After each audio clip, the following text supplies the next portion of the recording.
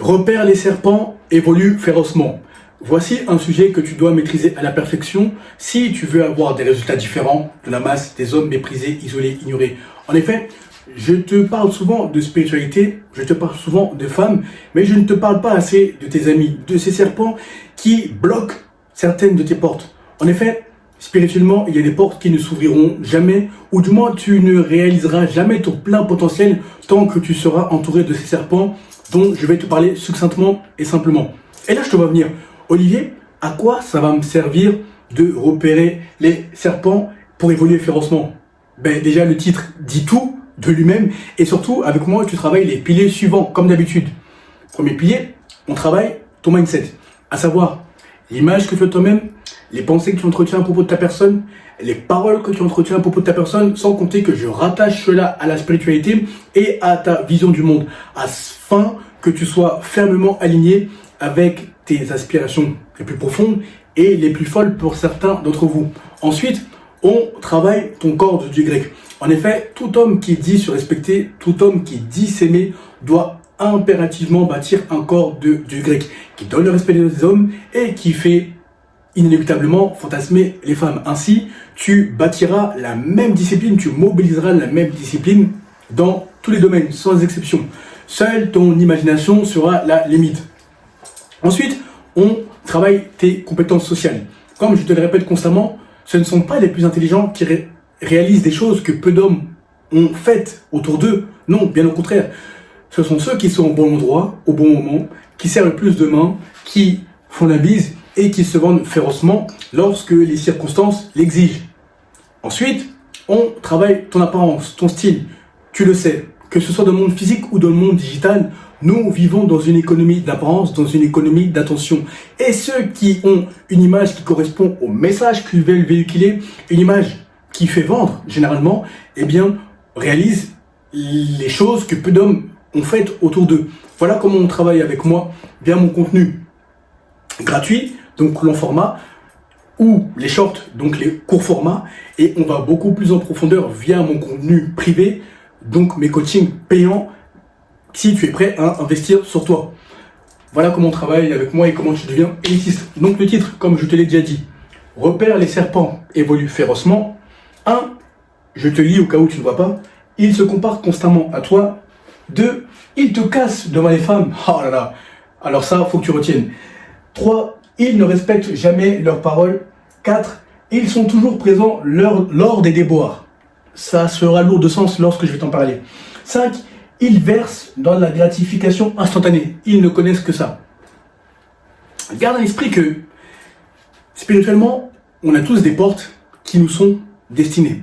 On a tous des portes qui nous sont ouvertes dans les mains afin de réaliser sa mission individuelle qui deviendra collective. Car quand tu réussis, eh bien, inéluctablement, ton entourage réussit également. Mais pour que ton entourage réussisse avec toi et surtout pour que les portes s'ouvrent, il faut impérativement que tu détectes et que tu te débarrasses de ces serpents. Quel que soit ton âge, que tu aies mon âge 28 ans, que tu sois un peu plus jeune 25 ans, un peu plus âgé la trentaine, voire plus âgé la quarantaine, la cinquantaine, il n'y a pas d'âge pour avoir des serpents dans son entourage. Ils sévissent à tout âge, littéralement. Et lorsque les circonstances leur sont propices. Ils se comparent constamment à toi. Tu constateras qu'il y a des hommes que tu connais depuis fort longtemps, ou depuis peu importe la chronologie, peu importe le temps de votre relation, eh bien, ils ont cette fâcheuse tendance à se comparer à toi, mais de manière malsaine. Par exemple, ils peuvent te dire, ah, tu as telle voiture, c'est bien. Ah là, tu as telle femme, c'est bien. Tu reçois des DM, tu t'habilles de telle manière. Bref, tous les éléments qui sont constitutifs de comparaison sont bons à prendre pour eux. Et ça, c'est très malsain. Pourquoi? Parce que c'est comme ça que la jalousie naît, la jalousie commence. Et malheureusement, la plupart de ces hommes vibrent au mindset ou au paradigme du survivant. Ce dont je te parle presque tout le temps maintenant et que tu as dû retenir. Jalousie, doute, peur, culpabilité, colère, etc. Et quand tu as ce type de serpent qui se compare constamment à toi, sois extrêmement prudent. Car Quand c'est comme ça, il nourrit beaucoup d'aigreur, beaucoup d'animosité vis-à-vis de toi. Et il attendra la moindre occasion pour te frapper lorsque tu ne l'auras pas vu venir et surtout lorsque tu ne t'y attendras pas. Voilà pourquoi les gens qui se comparent constamment à toi de manière malsaine, il faut les dégager. Attention, à contrario, il y a la comparaison qui est saine. Moi, tous mes amis, ou mes mentors, mais plus mes amis, on se compare, mais positivement. On a vu, de là où on a commencé, que ce soit dans le business en ligne, dans le business physique ou dans la diplomatie, bref, dans nos domaines respectifs. Mais la plupart de mes amis sont dans mes domaines. Business en ligne, business physique et diplomatie. Parce que tu attires ce que tu es, le monde est un miroir. Maintenant, tu le sais. On se dit, ah, c'est bien, aujourd'hui, tu as réalisé tel chiffre d'affaires, ce mois, tu as réalisé tel chiffre d'affaires, eh bien, on va se concurrencer, on va se dépasser l'un l'autre. Mais c'est une concurrence qui est positive. On se pousse à devenir la meilleure version de nous-mêmes. Ou ce mois, tu as lu tel livre, eh bien, le mois prochain, je veux en lire 2 de plus que toi. Et ainsi de suite. C'est une comparaison qui nous pousse à devenir la meilleure version de nous-mêmes. Il n'y a pas de comparaison malsaine. Voilà comment tu détectes les bons amis, les faux amis. Est-ce que la comparaison est malsaine ou est-ce que la comparaison est saine? Tout simplement. 2, il te casse devant les femmes. Si tu veux repérer la nature d'un homme, ce qu'il est réellement, la face cachée qu'il ne montre jamais à personne, regarde la manière dont il se comporte lorsque vous êtes en présence de femmes, tu sauras tout de lui. Moi, j'ai déjà eu des amis, heureusement que je les ai dégagés, parce que je les ai repérés, qui me cassaient devant les femmes. Aujourd'hui, Dieu merci, je remercie les dimensions spirituelles, je ne suis pas à plaindre à tous les niveaux. Parce que il y a eu une traversée du désert, mais maintenant, tout est parfait pour moi. Mais avant ça, vous pouvez être avec des femmes, et par exemple, j'avais un serpent dans mon entourage, j'en ai déjà parlé, lui il sortait qu'avec des vieilles femmes. Je ne sais pas pourquoi, c'est dans son psyché, il doit avoir dans son subconscient, il doit avoir un sérieux problème. Il sortait qu'avec des femmes de 45 ans, 55 ans, et des femmes de merde en plus. Et il avait la fâcheuse tendance à me casser ou à me rabaisser constamment. Par exemple, tu peux être dans une traversée du désert, tu rencontres une période sombre dans ta vie, et c'est ce qui est beau avec la vie, il y a des hauts et des bas. Et lorsque tu es en haut, tu te remémores les moments sombres. Lorsque tu étais au fond du trou, du gouffre, tu te dis, ah ouais, heureusement que je suis passé par là parce que ça m'a forgé. Donc, il te casse devant les femmes, il te rappelle que, ou pas il te rappelle, mais il te fait comprendre que tu ne vas peut-être jamais t'en sortir, que c'est mieux d'abandonner. Bref, c'est une manière pour eux de se valoriser, de se rehausser devant les femmes, malheureusement. Quand tu vois ce genre de personnes qui ne te valorisent pas devant les femmes, eh bien, il faut immédiatement couper les ponts. Ne te dis pas, oh non, c'est occasionnel, il le riait, il ne le pensait pas. Garde à l'esprit que derrière chaque part d'humour se cache une part de vérité. Je le répète, derrière chaque part d'humour se cache une part de vérité. Donc quand même tes amis te cassent ou te rabaissent devant les femmes, ils le pensent sincèrement et surtout ils veulent se valoriser. Mais malheureusement, ils vibrent dans le paradigme du survivant. Jalousie, culpabilité, doute, peur, anxiété, etc. A contrario, tu as aussi les bons amis qui te valorisent devant les femmes. Tu sais, quand je marche avec mes amis, que ce soit Jay ou que ce soit, quand je dis Jay, pardon, c'est Hugo, le Norvégien, parce que je l'ai toujours connu avec le surnom Jay, mais je l'appelle maintenant Hugo. Et quand je marche avec mes amis qui sont dans la diplomatie, dans les affaires, bref, quand je marche avec tous les hommes qui m'inspirent, que j'inspire, et avec lesquels nous évoluons férocement, chaque jour, nous devenons meilleurs de 1%, tu constateras que quand l'amitié est saine et positive, quand l'amitié est spirituellement validée, voulue, eh bien, devant les femmes, vous vous valorisez mutuellement. On peut être en groupe, on peut être, je sais pas moi, dans une conférence, on peut être dans une réception, on peut être à la salle de sport, et il y a des femmes qui sont manifestement intéressées. Elles le font clairement comprendre. Si nous deux, ou nous trois, nous quatre, ça dépend de combien nous sommes, on trouve que là où les femmes sont belles, on n'est pas dans ce mindset de rareté. On va pas dire, oh non, c'est la plus belle, il n'y en a qu'une. Non, justement, vas-y, tiens, vas-y, c'est pour toi. Moi, ça sera la prochaine, etc. Bien que nous ayons déjà nos copines, nos femmes, etc. pour ceux qui sont mariés. Mais bon, il y en a qui qui ne se satisfont pas d'une ou de deux femmes. Bon, après, ça c'est l'appréciation de chacun. Mais ce que je veux dire par là, c'est que la valorisation devant les femmes est constante lorsque l'amitié est saine. Voilà comment tu repères les serpents, voilà comment tu repères les bons amis qui ont vraiment ta réussite à cœur. Devant les femmes, c'est là où tu vois la nature de l'homme. Littéralement, observe les regards, les mimiques, les paroles, l'intonation devant les femmes et tu sauras tout ce que tu dois savoir. Et surtout, les dimensions spirituelles te parleront toujours. Quand même tu n'es pas attentif au regard de ces signes, eh bien, à travers la clairvoyance ou la clairaudience, on te parlera toujours. Attention, cet ami, il n'est pas bon pour toi. Ce n'est pas un ennemi, ce n'est pas un ami, c'est un ennemi. Tu vois, j'ai fait un jeu de mots. C'est pas un jeu de mots, mais j'ai fait un mélange. Un ennemi. Voilà. Ce n'est pas un ami, c'est un ennemi. C'est un serpent. On te montrera clairement ce qu'il fait. Personnellement, je suis le témoignage vivant de tout ce que je te raconte. 3. Ils ne respectent jamais leurs paroles. Si tu veux dissocier les gagnants des perdants, il faut impérativement que tu fasses attention à ce critère. Les perdants ne respectent jamais leurs paroles, quel que soit l'âge. En fléau, en 2025, c'est le fléau des hommes méprisés, isolés, ignorés, isolés. C'est-à-dire qu'ils peuvent te dire que vous allez faire tel projet, mais après, ils ne respectent pas leurs paroles ou ils ne font pas leur part du boulot.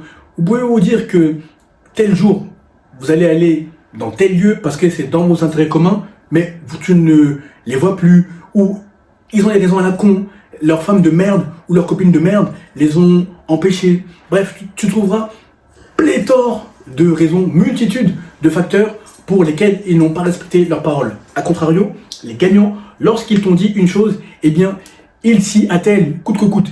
Ils l'appliquent férocement car si tu veux réaliser des choses que personne n'a réalisées autour de toi, il faut impérativement que tu aies une parole de fer, il faut que tu aies une parole ferme, il faut qu'on puisse compter sur toi lorsque tu prononces ta parole.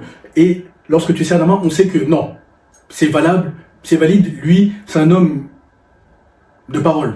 Il n'a pas une parole de pute, contrairement à 90% des hommes. Observe bien tes amis qui t'ont toujours mis des faux plans, qui t'ont laissé dans des situations catastrophiques alors qu'il était censé être là pour toi. Attention, je te dis pas que tu dois constamment compter sur les autres, mais au bout d'un moment, à la fin de la journée, on est humain. On a tous nos qualités, mais on a surtout nos faiblesses. Et les amis, ils sont censés être là dans les moments de faiblesse. Si tu ne peux pas compter sur eux, s'ils ne respectent jamais leurs paroles, dégage-les. Ne leur casse pas la gueule parce que ça vaut pas le coup au niveau énergie spirituelle, parce que tu vas plus te drainer qu'autre chose, mais dégage-les. Si tu n'aimes pas la confrontation comme moi, parce que moi j'ai aucun problème avec la confrontation physique ou verbale ou spirituelle, eh bien tu les bloques et tu passes à autre chose. Après ils comprendront. Ensuite, ils sont toujours présents lors des déboires. Tu remarqueras qu'un ami qui est toujours présent lors des déboires, de prime abord, tu peux te dire que c'est une bonne chose, il est avec moi, etc. Mais non, non, non, non, non, non. Lui, il vient pour constater les dégâts, pour rire doucement mais sûrement avec les femmes qu'il côtoie, ou pour rire avec d'autres personnes de ton déboire, de ton malheur, pour en parler. Tu le vois souvent dans les périodes sombres, les périodes creuses, dans les traversées du désert, lors de tes déboires, mais tu ne le vois jamais lors des périodes de célébration, lorsque les dimensions spirituelles t'ont été favorables, t'ont fait grâce. Tu ne le vois jamais dans ces périodes-là. Garde à l'esprit qu'un ami comme ça l'insupporte, ça le démange au plus profond de son être de te voir réussir, de te voir même le dépasser alors que la réussite est collective. Moi, je pars du principe que lorsque les portes se sont ouvertes pour moi, de la manière dont elles se sont ouvertes, parce que spirituellement ça a été voulu, moi j'ai amené tous les amis d'intérêt, tous ceux qui étaient là pour moi, etc. Je ne te parle pas de ceux qui ont retourné leur veste devant les femmes, qui n'ont jamais respecté les paroles. Non, eux je les ai dégagés férocement, sans aucun scrupule. Mais tous ceux qui ont été avec moi, tous ceux qui m'ont montré que, ok, eux ils étaient dignes de confiance, j'ai estimé à ce moment-là que la réussite était collective, donc je les ai amenés avec moi. Or, toi, ils voudront te voir dans les périodes douloureuses, mais ils ne voudront jamais te voir lorsque la vie commence à te sourire, lorsque le soleil se fait voir. Tout simplement parce que ça leur fait plaisir de te voir tels qu'ils sont. Et ne te fie pas bêtement à leurs paroles. Non, t'inquiète pas, ça va aller, ils te tapent sur l'épaule. Analyse toujours ton entourage spirituellement. Tu verras que ils ne sont pas ce qu'ils disent être, et surtout tu seras surpris de ce que tu verras dans ton sommeil. Je t'assure, tout découle des dimensions spirituelles avant de se manifester dans le réel. Tu dois toujours analyser ton entourage spirituellement. Ça te permettra de dégager les serpents. 5. Il verse dans la gratification instantanée. Les hommes qui veulent te voir réussir, ils verront ton potentiel. Ils te diront, écoute, il faut qu'on fasse ça ou il faut que tu fasses ça. Car ta réussite est leur réussite. Par conséquent, la réussite est collective. Ça ne leur fait pas mal au cœur de te voir réussir. Au contraire, ils estiment que si tu réussis, ils réussissent aussi. Et ils sont gais, ils sont joyeux.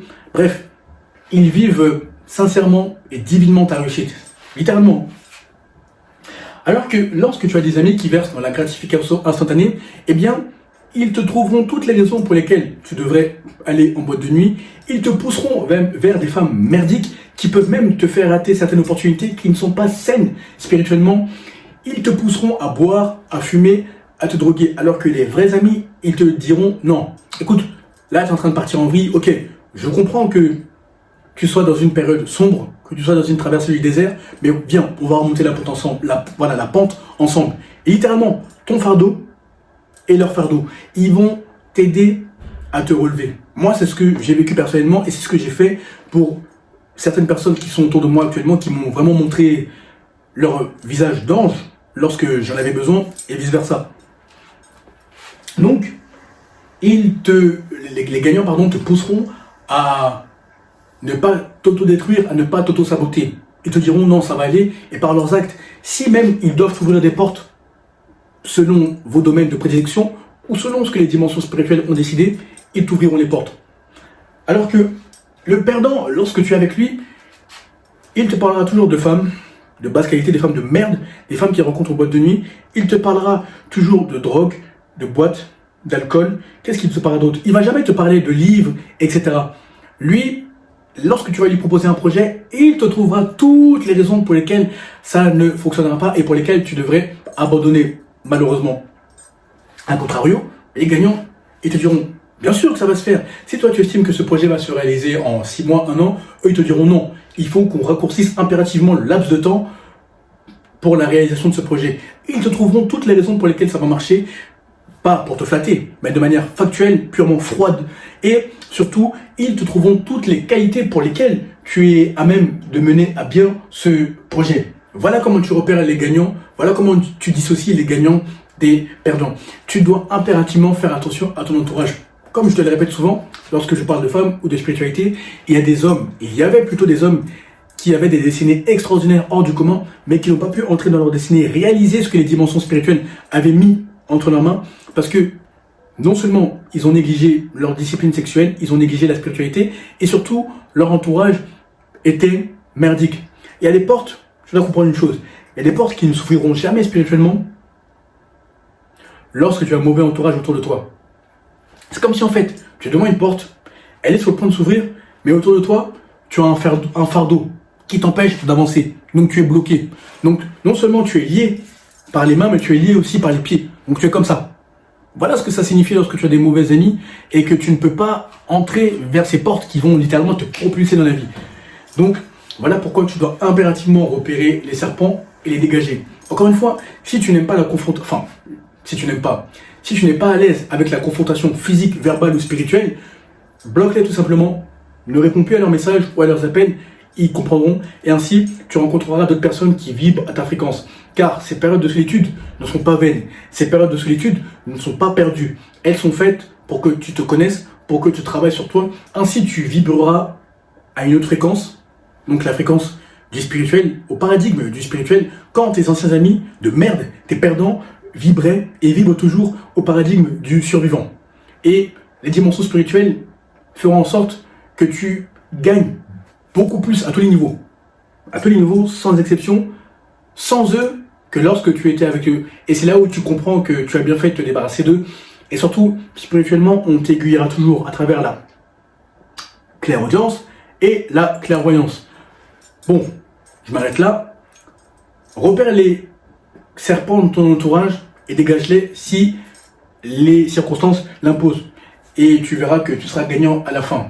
Écoute, là, on est déjà au mois de mars. Tu as perdu 10 mois, tu as perdu 2 mois. Donc, il te reste 10 mois. Si tu veux passer à la vitesse supérieure, tu m'envoies un message pour voir sur Instagram. Moi, je vais te coacher. Si tu es prêt à investir sur toi, si tu corresponds à l'un de mes programmes, eh bien, je te coacherai. Pour l'instant, tu appliques le contenu long format gratuit et court format, donc les shorts gratuits, et ensuite, obtiens les résultats et reviens me voir pour passer à la vitesse supérieure et au niveau supérieur. À très vite.